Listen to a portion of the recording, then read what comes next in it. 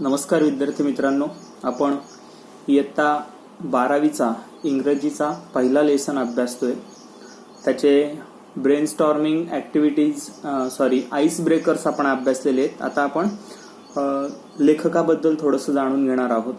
लेखक आहेत R.K. नारायण, ज्यांचा जन्म 1906 साली झाला आणि 2001 साली त्यांचा मृत्यू झाला.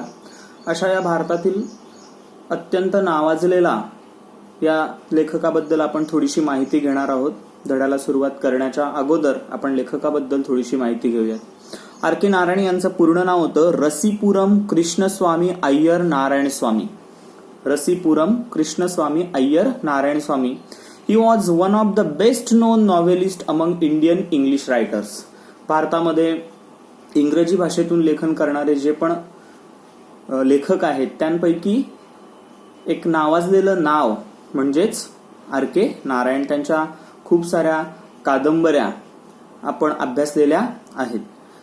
He is the author of 14 novels. आजपर्यंत त्यांनी 14 कादंबऱ्या लिहिलेल्या आहेत.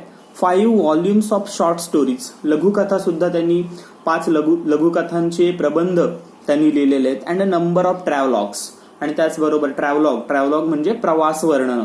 त्यांची प्रवास वर्णनं सुद्धा काही प्रकाशित झालेली आहेत. And has a collection of non fiction to his credit.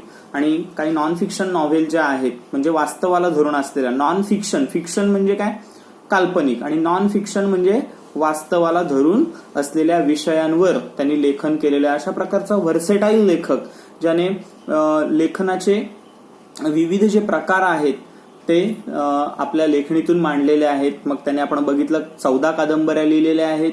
5 त्यांनी शॉर्ट स्टोरीज म्हणजे लघुकथांचे 5 प्रबंध त्यांचे प्रकाशित झालेले आहेत.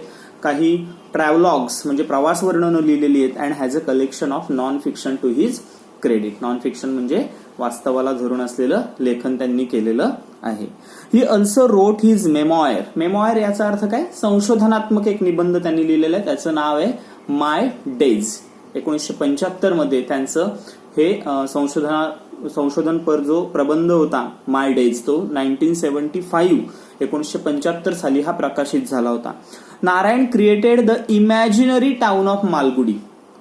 R.K. नारायण यांचं खूप गाजलेलं, त्यांच्या प्रत्येक कादंबरीमध्ये त्यांचा एक वैशिष्ट्य लेखनाचं की त्यांचे जे कॅरेक्टर्स आहेत, त्या कादंबरीतील जे पण पात्र आहेत ती पात्र सगळी मालगुडी नावाचं एक त्यांचं त्यांनी एक इमॅजिनरी एक टाउन तयार केलेलं आहे. आणि त्याच्यातलेच त्या शहरातली ती माणसं, त्यांचे कॅरेक्टर्स, त्या माणसांचे स्वभाव, त्यांचे गुणधर्म हे सगळे त्या टाउन भोवती फिरतात. आणि त्या टाउन मधले त्या माणसांचे स्वभाव त्यांनी आपल्या लेखनातून व्यक्त केलेले आहेत. Malgudi days. Narayan created the imaginary town of Malgudi where realistic characters in a typically Indian setting lived amid unpredictable events. की हे जे शहर आहे वे रिअलिस्टिक कॅरेक्टर, तिथली जी त्यांच्या कादंबऱ्यांमधली जी पात्र आहेत किंवा त्यांच्या लेखनातली जी पात्र आहेत ते रिअलिस्टिक कॅरेक्टर आहेत. आपल्या जशा सर्वसामान्य कुटुंबातली जशी कॅरेक्टर्स एखाद्या कादंबरीमध्ये असतात तशा प्रकारची ती कॅरेक्टर्स आहेत मालगुडी या छोट्याशा शहरातली. टिपिकली इंडियन सेटिंग, आणि संपूर्ण इंडियन सेटिंग आहे. म्हणजे भारतातली खेडी किंवा थोडंसं मोठं खेडं म्हणजे टाउन, उपनगर ज्याला आपण म्हणतो, अशा खेड्यातली सर्वसामान्य मध्यमवर्गीय माणसं जशी असतात तशा प्रकारची हे कॅरेक्टर्स आहेत. आणि म्हणून R.K. नारायण यांच्या कादंबऱ्या वाचताना मी त्यांची बॅचलर ऑफ आर्ट्स नावाची एक कादंबरी वाचलेली आहे. स्वामी अँड फ्रेंड्स नावाची एक कादंबरी आहे. तर याच्यातले जे कॅरेक्टर्स आहेत ते इतके सर्वसामान्य आहेत की आपल्याशी ते रिलेट करतात. म्हणून ती त्यांच्या कादंबऱ्या वाचताना जणू काय आपणच त्या कादंबरीतलं ते पात्र म्हणजे आपणच आहोत की काय असं वाटतं. आणि म्हणून त्यांच्या कादंबऱ्या या खूप प्रसिद्ध आहेत, पॉप्युलर आहेत.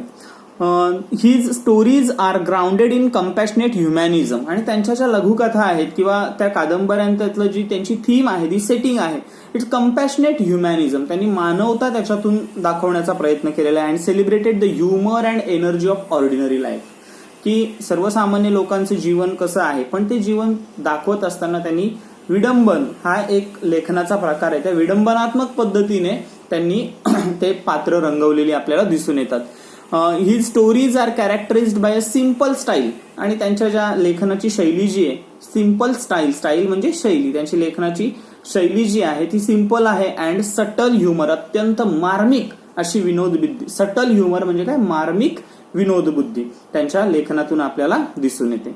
Narayan was introduce to American readers in 1952 by the Michigan State University Press. Michigan State University प्रेसच्या माध्यमातून पहिल्यांदा ते त्यांची किंवा त्यांच्या लेखनाची ओळख ही बाहेरच्या जगाला, विशेष करून अमेरिकेतले जे लेखक आहेत त्यांनी पहिल्यांदा आर के नारायण यांच्या लेखनाची दखल घेतली गेली. दिस इन्क्लूड्स, मग कोणकोणत्या कादंबऱ्या त्यांनी लिहिलेल्या आहेत. Swami and friends, the bachelor of arts in 1937 ला प्रकाशित झालेली कादंबरी आहे the bachelor of arts. The dark room in 1938 and astrologer's day, जो धडा आपण आता अभ्यासणार आहोत, astrologer's day and other stories 1947 ला ही पुस्तकं त्यांची प्रकाशित झाली. मिस्टर संपत 1949 ला प्रकाशित झालेलं हे पुस्तक. द फायनान्शियल एक्सपर्ट 1954, 1954 ला प्रकाशित झालेलं हे पुस्तक. वेटिंग फॉर द महात्मा 1955 साली, वेटिंग फॉर द महात्मा हे त्यांची कादंबरी प्रकाशित झाली. द गाईड जी कादंबरी आहे हिला साहित्य अकादमीचा जो पुरस्कार असतो मानाचा लेखन विभागातला, तो त्यांना मिळाला होता. द गाईड जी 1958 साली प्रकाशित झाली होती. अँड मेनी अदर बुक्स, असे कितीतरी कादंबऱ्या त्यांच्या पुढे प्रकाशित झाल्या.